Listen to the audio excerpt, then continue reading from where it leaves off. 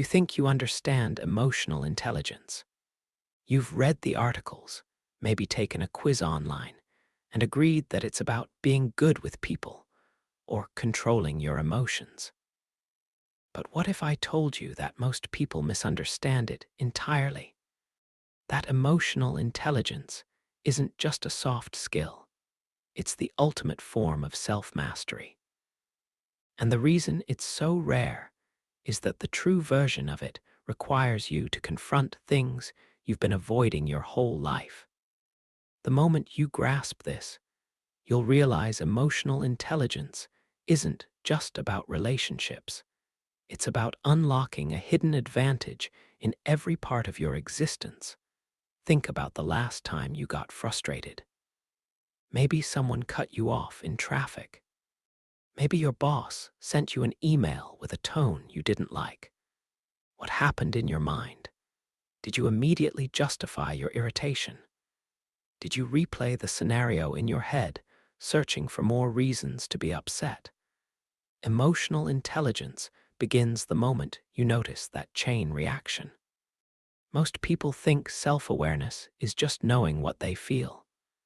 But the real skill is catching the moment before the feeling takes over and choosing a different path. Here's the first hack. Name it to tame it. Neuroscience shows that when you label an emotion, literally putting it into words, you shift brain activity from the amygdala, the fear and emotion center, to the prefrontal cortex, the part of the brain responsible for reasoning and decision-making. Instead of "I'm losing my mind," you tell yourself, "I'm feeling frustrated." That single sentence changes your relationship with the feeling. You're no longer drowning in it, you're observing it. And when you observe, you gain control. The second hack is learning the difference between reacting and responding. Reacting is instinctive, it's fast, emotional, and often messy. Responding is deliberate, it's slow, thoughtful, and calculated. The space between the two is where your emotional intelligence lives. Train yourself to expand that space. The next time you feel provoked, don't answer right away. Count to 5. Take a breath. Even better, take a walk. You'll be shocked how often the urgent reply you were about to send no longer feels necessary. But emotional intelligence isn't just about managing your own emotions. It's about decoding others. Here's the third hack. Listen for what's not being said. Most communication is nonverbal.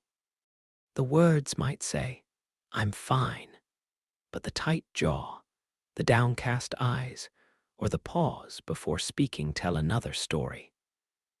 When you train yourself to notice tone, body language, and pacing, you start to read the emotional truth beneath the surface.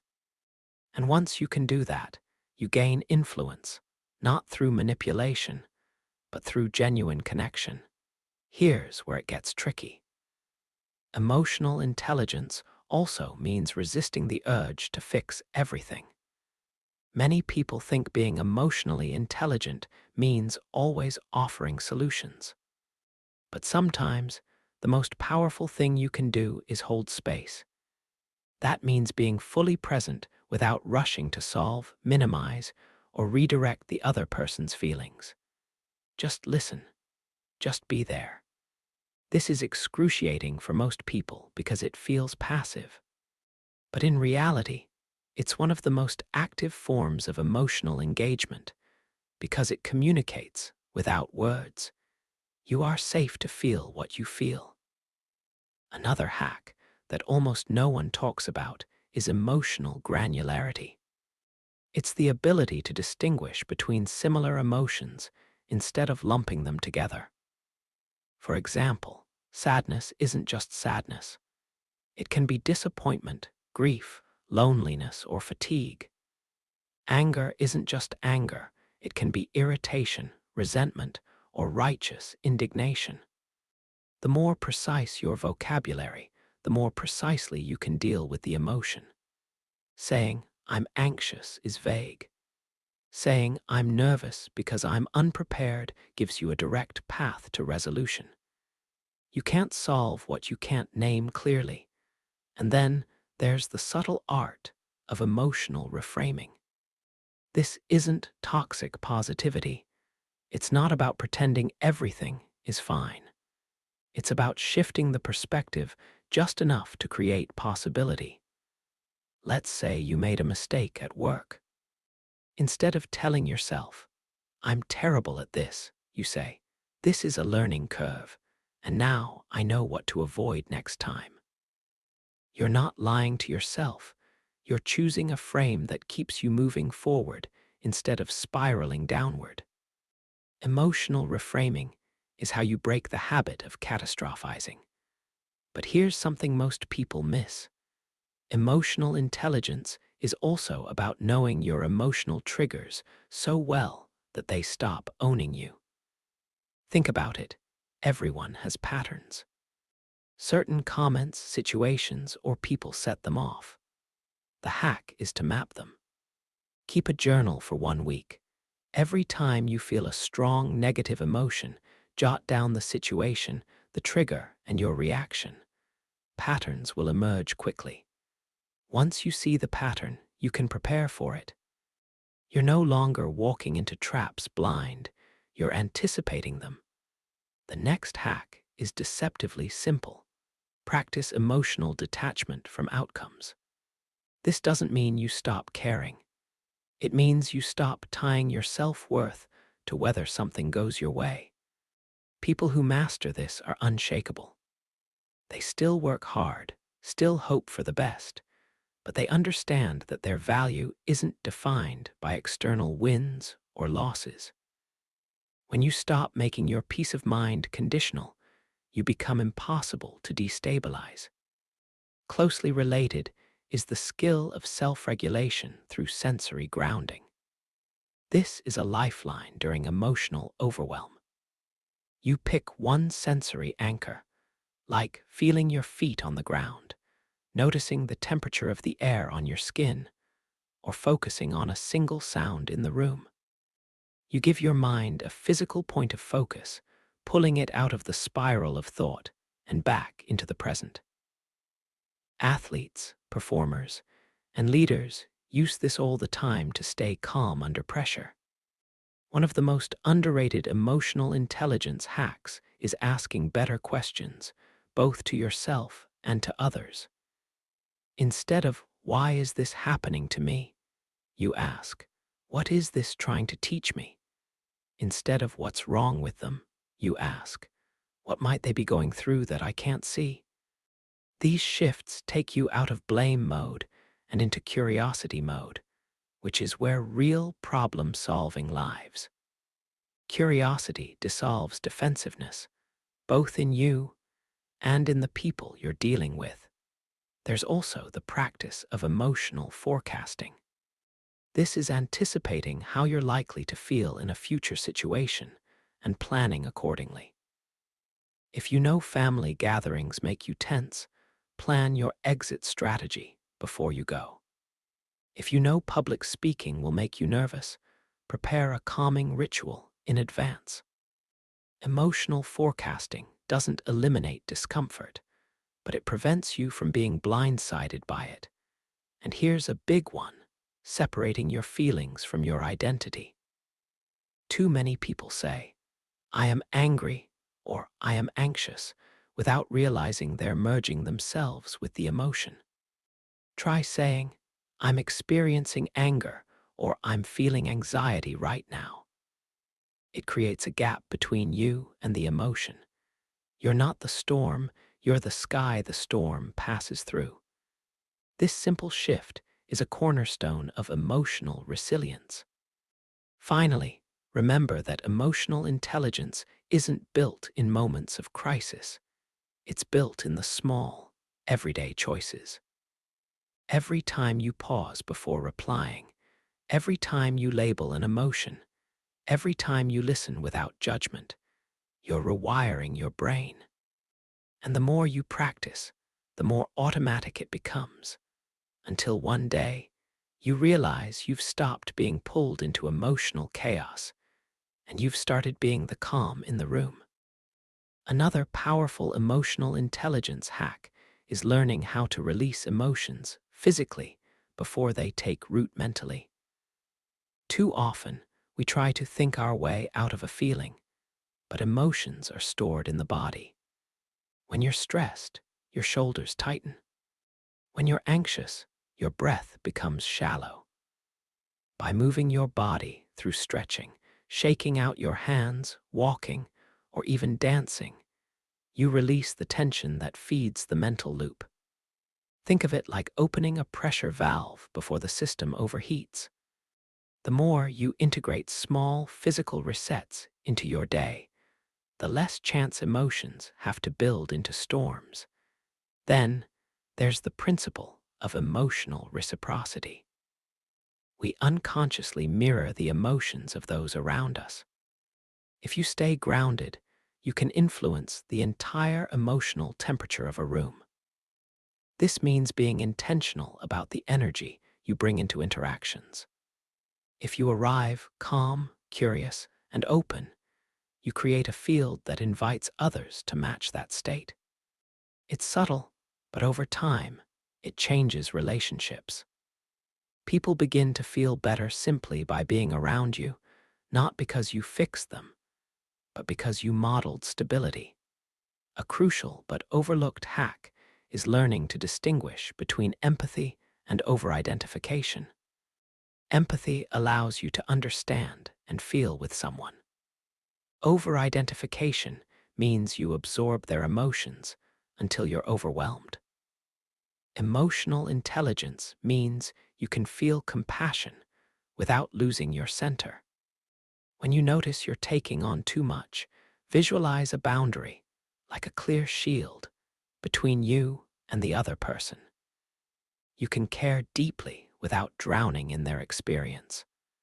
One of the most transformative skills you can build is emotional time travel. This is the ability to mentally step into your future self, 1 month, 1 year, even 10 years from now, and ask, how would that version of me handle this? It pulls you out of reactive mode and into a wiser perspective. Often, the problems that feel massive in the moment shrink when seen from a distance. This isn't avoidance, it's perspective engineering. Here's another: practice emotional economy. Not every feeling needs to be expressed immediately or to everyone. Emotional intelligence is knowing when to speak and when to let a feeling pass on its own. Venting can feel satisfying in the moment, but it also cements the emotion. Sometimes, silence is the most powerful form of processing. If a conversation won't serve the relationship or your peace, you can choose to hold it. Let's talk about the hack of recentering through micro-rituals. This could be as simple as touching a pendant you wear, sipping water slowly, or repeating a calming phrase. These rituals become anchors you can return to in moments of emotional turbulence. The more you associate the ritual with calm, the more quickly it brings you back there. Over time, these small habits become part of your emotional immune system. A subtle but life-changing habit is to regularly check your emotional posture. Just as physical posture affects your body, emotional posture shapes your mind. Are you approaching situations with defensiveness or with openness? Are your shoulders, metaphorically, and pulled tight, or are you relaxed enough to respond wisely? Correcting your emotional posture in real time can prevent an entire cascade of unnecessary conflict. Another hack: detach from the need to win every argument. Emotional intelligence is recognizing that sometimes preserving peace is more valuable than proving a point. This doesn't mean you let yourself be walked over. It means you measure whether the victory is worth the cost. If winning will damage trust or connection, the smarter move might be to let it go. Here's a rare one: practicing gratitude during conflict. It might sound impossible, but in the heat of an argument, mentally acknowledging one thing you appreciate about the other person shifts the emotional dynamic instantly.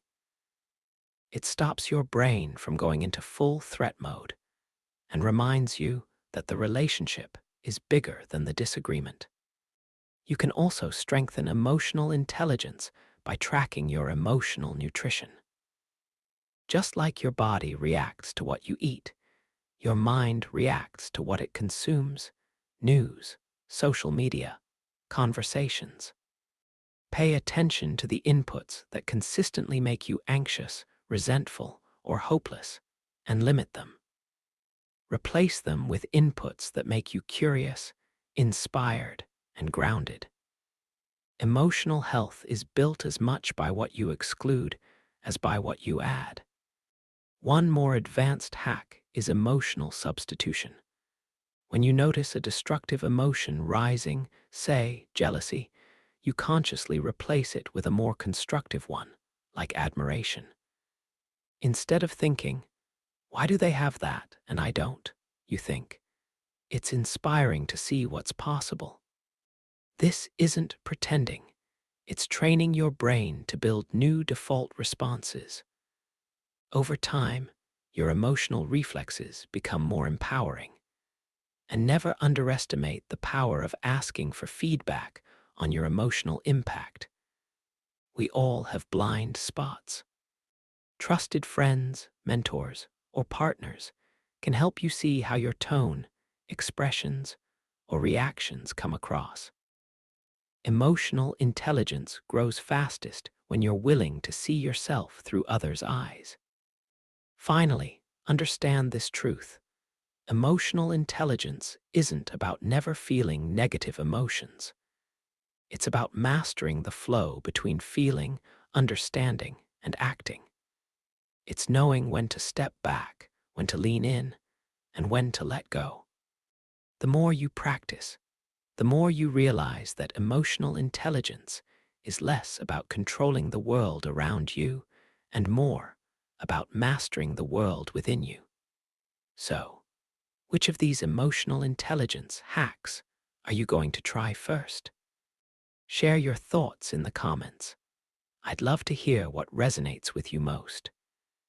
And remember, every small step in mastering your emotions brings you closer to the life you want. If this video gave you something to think about, hit that like button, subscribe to the channel, and keep building the kind of mind that can handle anything life throws at it.